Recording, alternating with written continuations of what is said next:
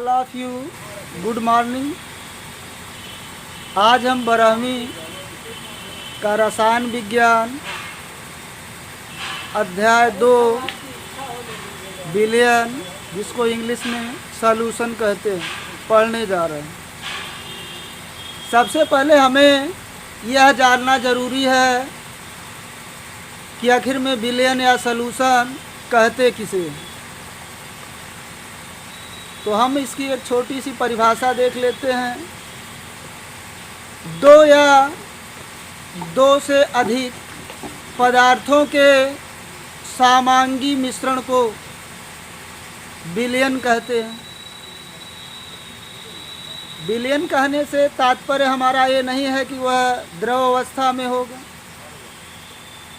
अर्थात बिलियन ठोस अवस्था में भी हो सकता है, गैस अवस्था में भी हो सकता है और द्रव अवस्था में भी हो सकता है।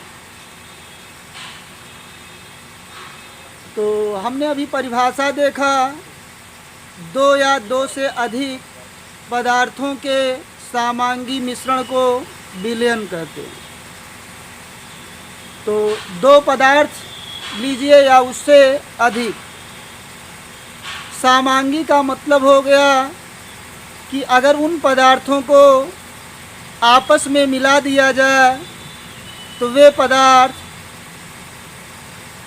एक जैसा दिखाई देना चाहिए। जैसे अगर हम पानी में चीनी घोल देते हैं तो घोलने के बाद वह हमें पानी की तरह ही दिखता है। अब हमें चीनी उसमें नहीं दिखाई देती। इसका मतलब ये हुआ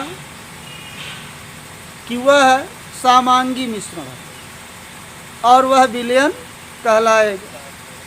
देखिए, बिलियन में जिस पदार्थ की मात्रा अधिक होती है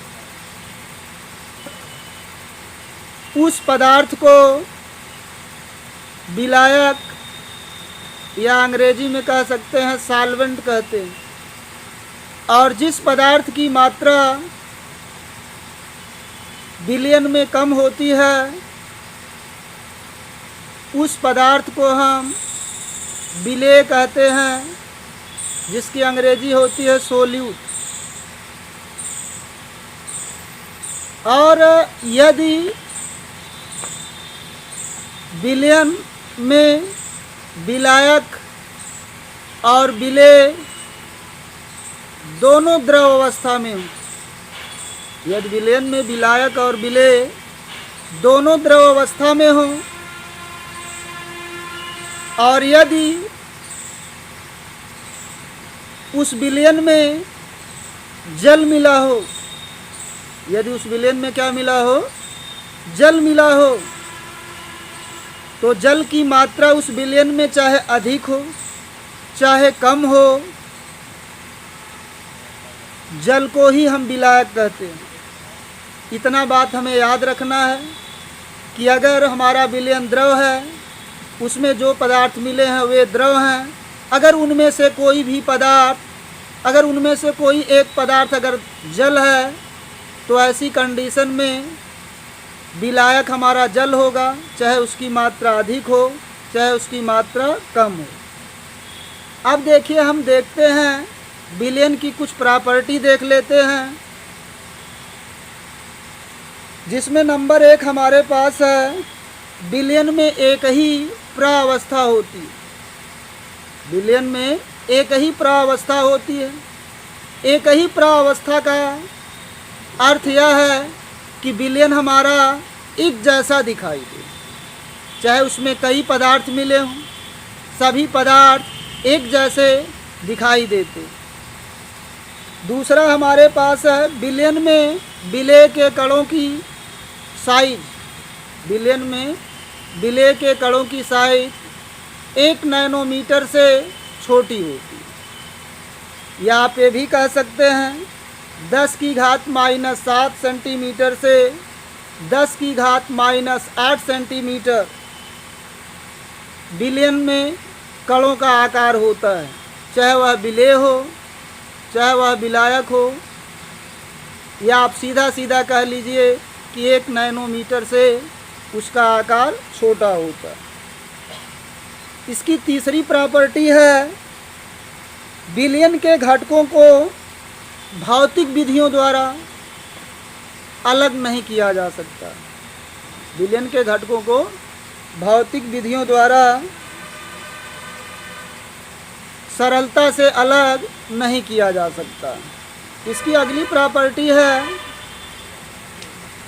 बिलियन का जो गुणधर्म होता है, बिलियन का जो गुणधर्म होता है अर्थात उसकी जो क्वालिटी होती है या उसकी जो विशेषता होती है, वह विशेषता या वह गुण जो है उसमें उपस्थित जो घटक होते हैं उन घटकों के गुण बिलियन के गुण कहलाते हैं। माने जो बिलियन गुण प्रदर्शित करेगा उस गुण में उसके घटकों के भी गुण क्या होंगे, सम्मिलित रहते हैं। बिलियन के कुछ गुणधर्म हैं, जैसे पृष्ठ तनाव है, क्वथनांक है, हिमांक है। क्वथनांक का उन्नयन, हिमांक का उन्नमन है। ये जो है बिलियन के गुणधर्म हैं जो अभी हम आगे पढ़ेंगे। अब हम आते हैं बिलियनों के प्रकार, टाइप्स ऑफ सॉल्यूशन। तो बिलियन को 2 आधारों पर वर्गीकृत किया गया है। बिलियन को 2 आधारों पर वर्गीकृत किया गया है, माने बांटा गया है या विभाजित किया गया है। जिसमें नंबर 1 हमारे पास है बिलियन की मात्रा के आधार पर, माने हम बिलियन का विभाजन 2 आधार पे करते हैं। एक जो है बिलियन में विलेय की मात्रा के आधार पर करते हैं, और दूसरा हमारे पास है विलायक की भौतिक अवस्था के आधार पर। माने बिलियन को 2 भागों में विभाजित किया गया है, एक विलेय की मात्रा के आधार पर और दूसरा विलायक के भौतिक अवस्था के आधार पर। बिलियन 2 प्रकार के होते हैं। तो हम सबसे पहले देखते हैं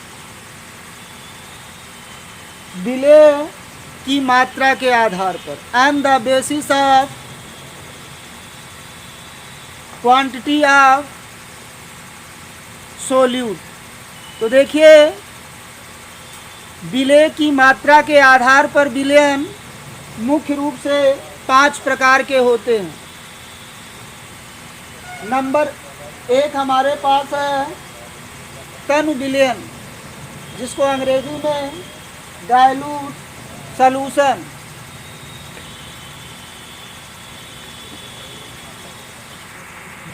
सांद्र विलयन, जिसको हम अंग्रेजी में कंसंट्रेटेड सॉल्यूशन कहते हैं। तीसरा हमारे पास है संतृप्त विलयन, जिसे हम सैचुरेटेड सॉल्यूशन कहते हैं। असंतृप्त विलयन, इंग्लिश में इसे अनसैचुरेटेड सॉल्यूशन कहा जाता है। और 5वां हमारे पास है अति संतृप्त विलयन, जिसे हम सुपर सैचुरेटेड सॉल्यूशन कहते हैं। तो अब हम सबसे पहले यह जानते हैं कि तन विलयन किसे कहते हैं, माने डाइल्यूट सॉल्यूशन होता क्या है, तन विलयन कहते किसे हैं। तो देखिए, जब किसी विलायक में विलेय की बहुत थोड़ी सी मात्रा घुली हो, जब किसी विलायक में विलेय की बहुत थोड़ी सी मात्रा घुली हो, या आप ये भी कह सकते हैं कि बहुत कम मात्रा घुली हो, तो हम उस विलयन को क्या कहते हैं, तन विलयन कहते हैं। दूसरा सांद्र विलयन, माने कंसंट्रेटेड सॉल्यूशन, जब विलायक में विलेय की मात्रा जो है अधिक घुली हो, तन उसे ज़्यादा, माने अधिक मात्रा में विलायक में अगर विलेय पदार्थ घुला हुआ है तो हम उसे सांद्र विलयन या कंसंट्रेटेड सॉल्यूशन कहते हैं। अब इसके बाद हमारा अगला है संतृप्त विलयन। कौन सा विलयन है? संतृप्त विलयन। तो आप यह कह सकते हैं जब कोई विलायक है और उस विलायक में हम कोई विलेय पदार्थ घोलते हैं और उसको विलयन को हिलाते रहते हैं तो वह घुलते घुलते विलेय पदार्थ का घुलना का हो जाता है, बंद हो जाता है। जब विलेय पदार्थ का घुलना बंद हो जाता है तब वह विलयन हमारा का हो जाता है, संतृप्त हो जाता है। तब वह विलयन हमारा का हो जाएगा, संतृप्त हो जाएगा। या हम ऐसे भी कह सकते हैं 100 ग्राम विलायक में 100 ग्राम विलायक में घुल सके या 100 ग्राम विलायक में विलेय की वह मात्रा जो अधिकतम घुल सके, वह मात्रा जो है उस विलेय पदार्थ की विलेयता कहलाता है और वह विलयन हमारा क्या कहलाएगा? संतृप्त विलयन कहलाता है। तो सीधा सीधा कहने का मतलब आप सीधा सा समझिए कि जब विलेय पदार्थ का विलयन में घुलना बंद हो जाए तब वह विलयन हमारा क्या हो जाता है? संतृप्त विलयन हो जाता है। अब इसके बाद है असंतृप्त विलयन, जिसे हम कहते हैं अनसैचुरेटेड सॉल्यूशन। असंतृप्त का मतलब सीधा सा है कि विलायक में विलेय की जितनी मात्रा घुलनी चाहिए, जितनी विलायक अपने अंदर क्षमता रखता है विलेय को घोलने की, अगर उतनी मात्रा विलेय की नहीं घुल पाई हो तो वह विलयन हमारा क्या होता है? असंतृप्त होता है। और अगर पूरा घुल गया, उसकी विलायक की जितनी क्षमता है उतना अगर हमने विलेय पदार्थ को घोल दिया है तो विलयन संतृप्त हो जाएगा। अगर उसकी क्षमता से कम हमने विलेय पदार्थ घोला है तो फिर हमारा विलयन का हो जाएगा? असंतृप्त हो जाएगा। हमारा 5वां नंबर है अति संतृप्त विलयन, जिसको हम अंग्रेजी में कहते हैं सुपर सैचुरेटेड सॉल्यूशन। देखिए होता क्या है, जब हम किसी विलायक में विलेय पदार्थ को घोलते हैं, माने जब किसी हम सॉल्वेंट में सोल्यूट को डिजॉल्व करते हैं, माने घोलते हैं, तो विलेय पदार्थ का घुलना जब बंद हो जाता है और उसके बाद हम जो है विलेय पदार्थ की थोड़ी सी मात्रा और बढ़ा दें, थोड़ी सी मात्रा और बढ़ाकर उसे बढ़िया अच्छे से मिला लें, अच्छे से मिला लिया जाए तो वह थोड़ी सी मात्रा तो और घुल जाएगी। लेकिन अगर उस विलयन को कुछ समय के लिए रख दिया जाए तो जो हमने मात्रा थोड़ी सी अधिक डाल दी है, वह मात्रा जो है जिस पात्र में विलयन रखा होगा उस पात्र की पेदी में बैठ जाता है। जैसे हम कह सकते हैं तमाम कंपनियों के सिरप आते हैं पीने वाला, जो आप लोग सिरप हिला के पिलाते हैं, इसलिए उसको हिला के पिलाते हैं क्योंकि वह जो विलयन होता है वह अति संतृप्त होता है, माने विलेय की मात्रा जो है अधिक होती है, जो रखने के बाद पात्र की पेदी में बैठ जाता है। और जब हम उस सिरप को हिलाते हैं तो वह पुनः का हो जाता है, घुल जाता है। तो ऐसे विलयन को हम क्या कहते हैं? अति संतृप्त विलयन कहते हैं। आइए आगे देखते हैं। विलायक की भौतिक अवस्था के आधार पर, on the basis of physical state of solvent. तो भौतिक अवस्था के आधार पर विलयन 3 प्रकार के होते हैं। विलायक की भौतिक अवस्था के आधार पर विलयन 3 प्रकार के होते हैं। नंबर 1 गैसीय विलयन, जिसको गैसियस सॉल्यूशन भी कह सकते हैं। द्रव विलयन, लिक्विड सॉल्यूशन। ठोस विलयन, सॉलिड सॉल्यूशन। गैसीय विलयन का मतलब है कि यदि विलयन की अवस्था प्रावस्था गैस हो। गैसीय विलयन का मतलब होता है कि विलयन की अवस्था कैसी हो, गैस हो। विलय की नहीं, विलयन की अवस्था गैस हो और विलायक उसमें क्या हो, गैस हो। अगर हमारा विलायक गैस होगा तो विलयन गैस अवस्था में दिखेगा, क्योंकि विलयन की जो अवस्था होती है वह विलायक पर डिपेंड करती है। अगर हमारा विलायक गैस है तो विलयन गैस अवस्था में होगा। अगर हमारा विलायक द्रव है तो विलयन द्रव अवस्था में होगा। अगर हमारा विलायक ठोस है तो विलयन ठोस अवस्था। माने विलयन की जो प्रावस्था होती है या विलयन जिस अवस्था में दिखाई देता है वह अवस्था जो है विलायक की प्रकृति पर निर्भर करता है। और अगर विलायक जो है गैस अवस्था में है तो वह विलयन गैसीय विलयन कहलाएगा। अगर आपका विलायक द्रव अवस्था में है तो वह विलयन जो है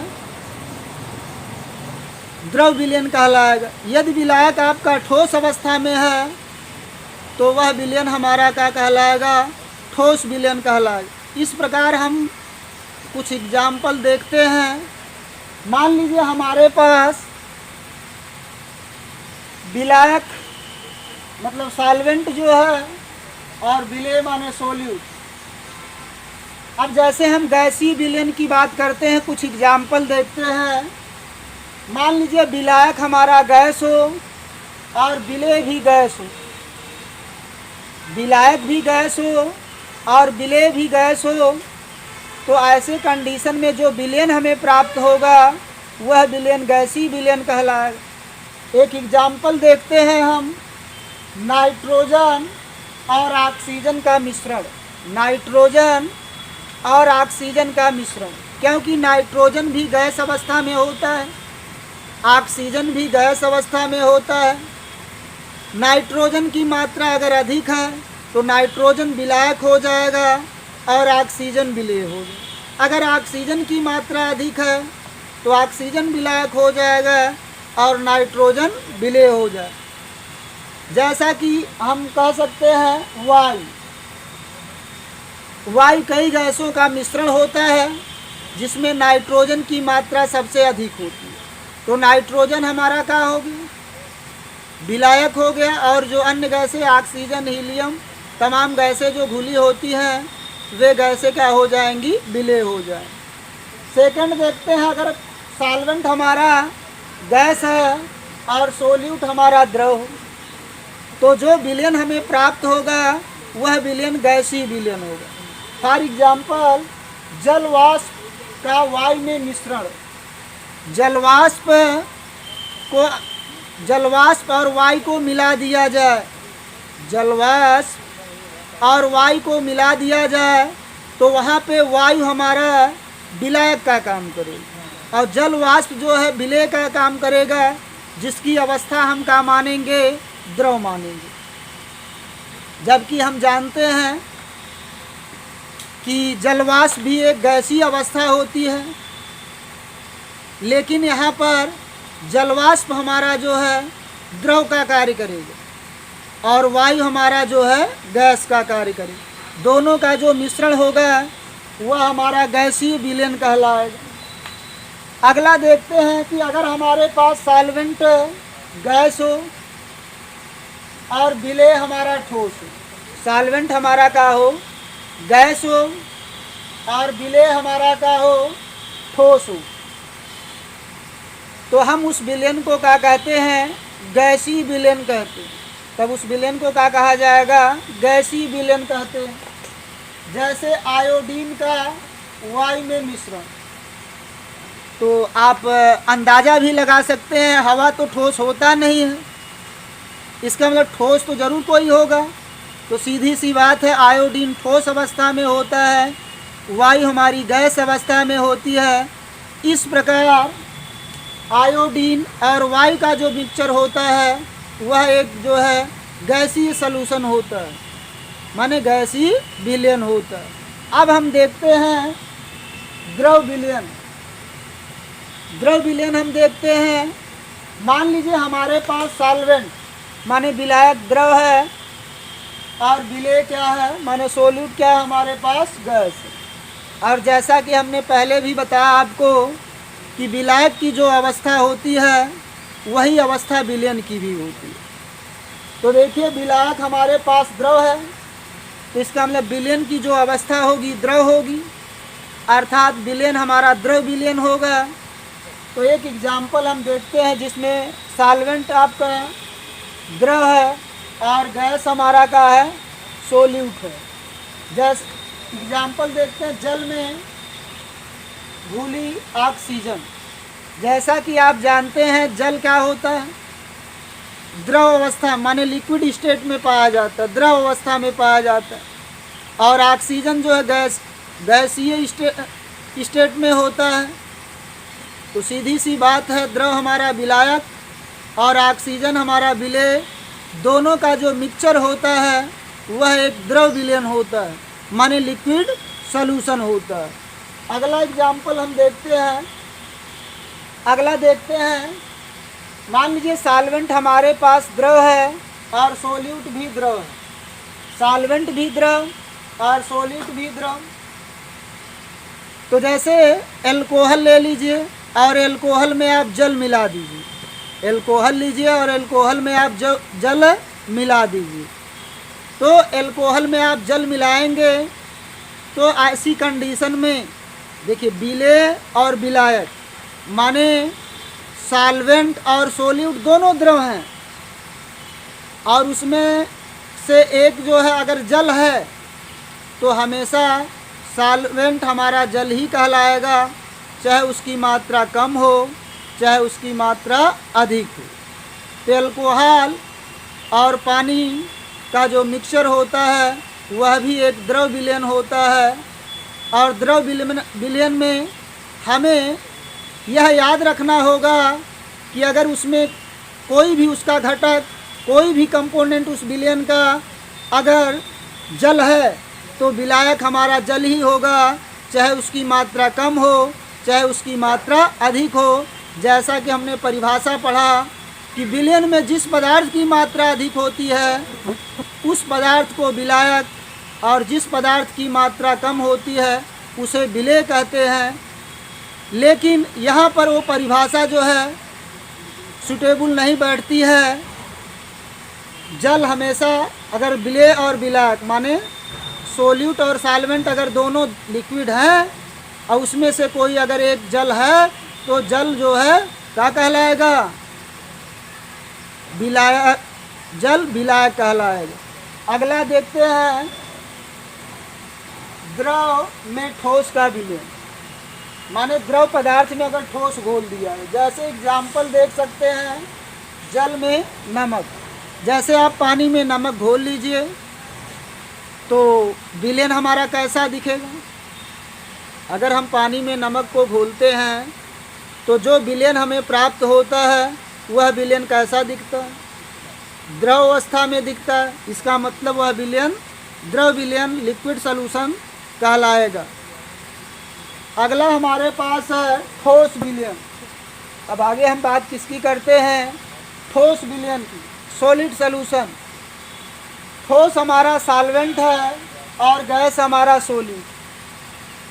इसका भी एक विलयन देखते हैं, एक एग्जाम्पल देखते हैं। पैलेडियम जो ठोस अवस्था में पाया जाता है और हाइड्रोजन जो गैस अवस्था में पाया जाता है। तो जब पैलेडियम और हाइड्रोजन को आपस में मिला के रख दिया जाता है तो पैलेडियम क्या करता है, हाइड्रोजन गैस को अवशोषित कर लेता है, माने अपने अंदर उसको जो है खींच लेता है, और वह भी एक प्रकार का विलयन होता है जिसे हम क्या कहते हैं, ठोस विलयन कहते हैं, जिसमें पैलेडियम हमारा सॉल्वेंट होगा और हाइड्रोजन जो है सोल्यूट होगा। अगला हमारे पास है ठोस में द्रव, माने ठोस सॉल्वेंट है और द्रव हमारा क्या है, सोल्यूट। एग्जाम्पल Hg का माने पारे का सोडियम के साथ अगर विलयन बनाया जाए तो उसको हम क्या कहते हैं, अमलगम कहते हैं, उसे क्या बोला जाता है, अमलगम बोला जाता है। देखिए होता क्या है, सोडियम ठोस होता है, ठोस का मतलब है कि बहुत ठोस नहीं होता है, थोड़ा मुलायम होता है, हड्डी के रंग का होता है, या आप कह लीजिए भीगा हुआ चाक जैसे होता है उसी तरह का हो। अगर आप सोडियम और Hg माने पारा या जिसको मरकरी कहते हैं, दोनों को मिला के रख दिया जाए तो धीरे धीरे मरकरी जो है सोडियम के अंदर क्या कर जाता है, प्रवेश कर जाता है। इस प्रकार जो विलयन हमें प्राप्त होता है वह ठोस विलयन कहलाएगा, क्योंकि उसकी प्रावस्था क्या होगी, ठोस होगी। माने आपको आँख से क्या दिखाई देगा, सोडियम दिखाई देगा, और उसके अंदर कौन प्रवेश करेगा, पारा प्रवेश करेगा। तो विलयन तो हमारा जो होगा वो ठोस दिखेगा, माने सोडियम ही आपको दिखाई देगा, पारा उसमें दिखाई नहीं देगा। अगला हम एग्जाम्पल देखते हैं। अगला ठोस, ठोस माने सॉल्वेंट भी हमारा ठोस हो और सोल्यूट भी ठोस हो। तो जैसे हम बात कर लेते हैं तांबे और जिंक के मिश्रण, तांबे और जिंक के मिश्रण की बात कर लेते हैं। अगर तांबा और जिंक का जो मिश्रण होता है जिसे हम पीतल कहते हैं, तांबा और जिंक के मिश्रण को क्या कहते हैं, पीतल भी कहते हैं, वह भी एक विलयन है जिसे हम क्या कहते हैं, ठोस विलयन कहते हैं।